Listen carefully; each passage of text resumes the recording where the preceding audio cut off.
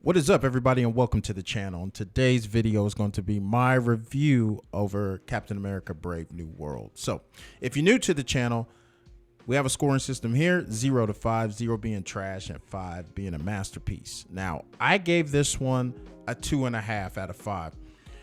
If I could describe it in one word, this film was serviceable. It's not the worst thing you'll ever see Marvel put out or has put out. I can't say in the future, but as of right now, all the phases and everything that's out, this isn't the worst, but it's definitely not the best. And so with that being said, I would say this is definitely not how Marvel wanted to kick things off in this new phase, because this film is the beginning of a new phase for them.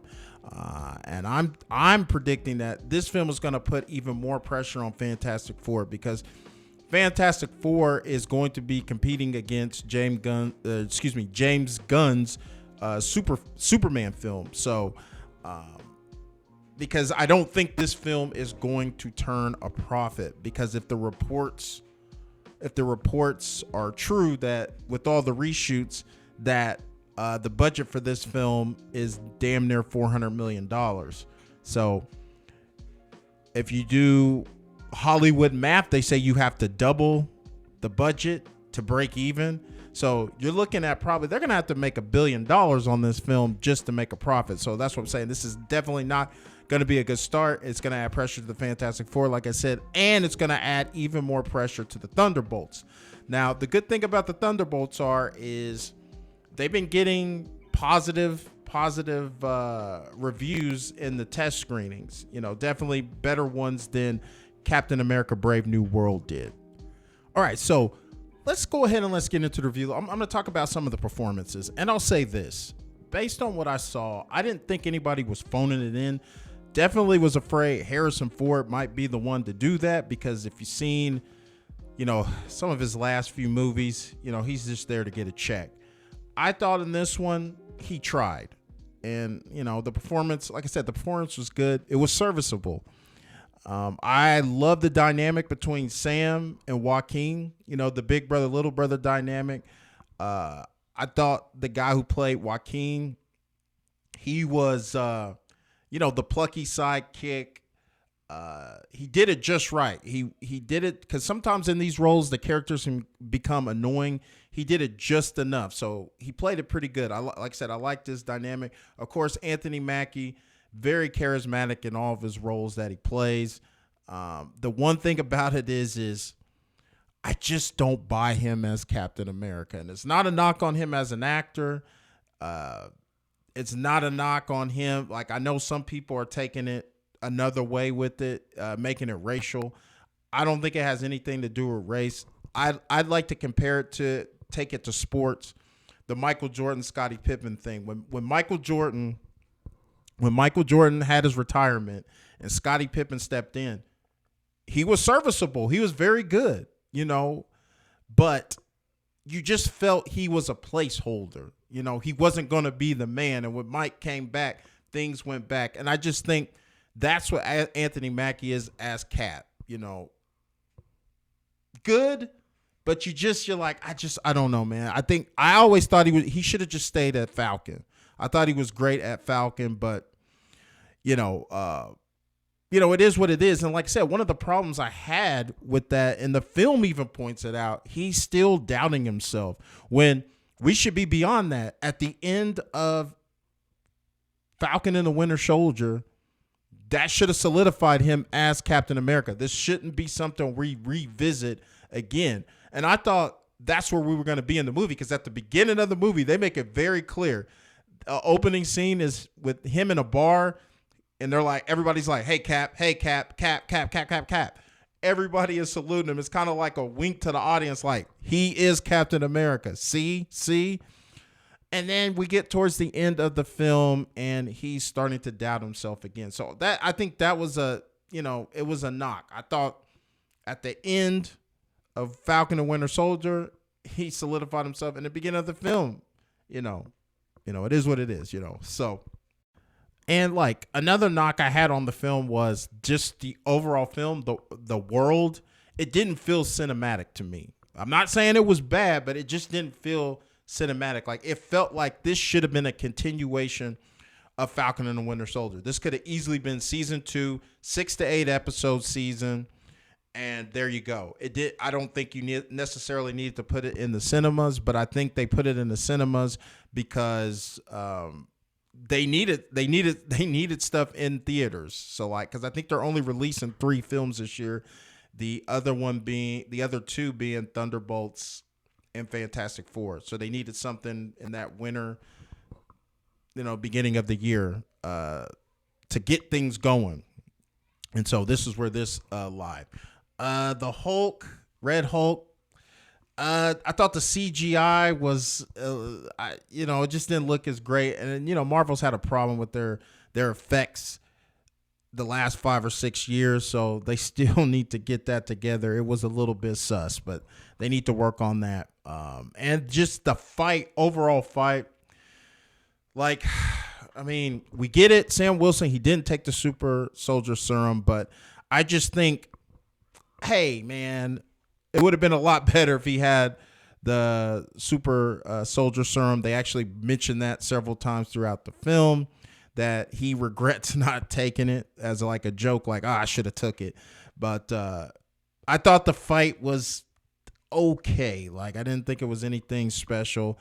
It wasn't bad. It was just, but you would think you need to hang your hat on the final fight. And I just thought they could have did a little bit more. But, it is what it is. We got what we got.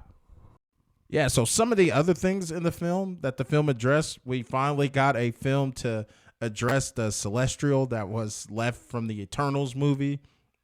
And from that Celestial, we get our first mention of adamantium, which, that adamantium equals Wolverine. So we will be getting Wolverine in this world. I'm wondering when will we get Hugh Jackman. There are rumors that he wants to come back and play it, or are they going to go with a new Wolverine? They could possibly go with Hugh Jackman because how well that Deadpool Wolverine did. People are going to want that old feeling again and want him back. So yeah, guys, all in all, like I said, one word to describe this: serviceable. Because like I said, if you look back at what we've gotten over the last few years, as Marvel's been trending downwards. I went into it with very low expectations, and I wasn't disappointed. So I would tell anybody, like, go into it with very low expectations. But if you want to know, like, is this something I need to go see right away? No, because yeah, I would say no. Like, could you survive passing on this one? But if you really intent on going to go see it, I would say go into it. Keep your expectations low, and you won't be disappointed. And like I said, it's no knock on Anthony Mackie or anything like that. I think Anthony Mackie is a great actor, but I just don't like. I don't see him as Captain America. I thought, why not just keep him as Falcon? What was wrong with that? And I know people are going to say, well, in the comics, he was Captain America. Well, it didn't work in the comics. Like, nobody bought the gut. Like, it wasn't, the run was not a good run. So, it is what it is. So yeah, guys, that's it. I just, I want to give my quick thoughts about it. So hopefully, like I said, the Fantastic Four sticks the landing, and Thunderbolts. I mean, like I said, Thunderbolts might be a surprise hit, because it will probably make money. The bigger risks are the Fantastic Four and this film here, because, like I said, if it's true about all the reshoots that this film had to make, I mean, it ballooned the budget to near $400 million, because they essentially had to redo the whole movie. Like, some of the things they talked about, where I think one of the characters, they didn't reveal Sam Wilson was supposed to have a romantic relationship with, and I'm assuming it's the Agent Taylor in the film. It could be that, or it could be Ruth Bat. I think her name was Sheriff. But I think it's probably the agent, the Secret Service agent. But they said there was no chemistry there with that relationship, so they had to pull that out. Then there was another character, which I'm pretty sure it's the Ruth character, was supposed to be identified as Azraeli, but due to what happened over October 6th, they changed that. They changed that because reasons.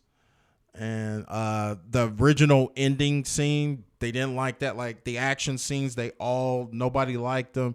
So they made, like I said, they essentially had to reshoot the whole movie. Like originally, Giancarlo Esposito who plays Sidewinder, wasn't even in the movie. They brought that character on later on. So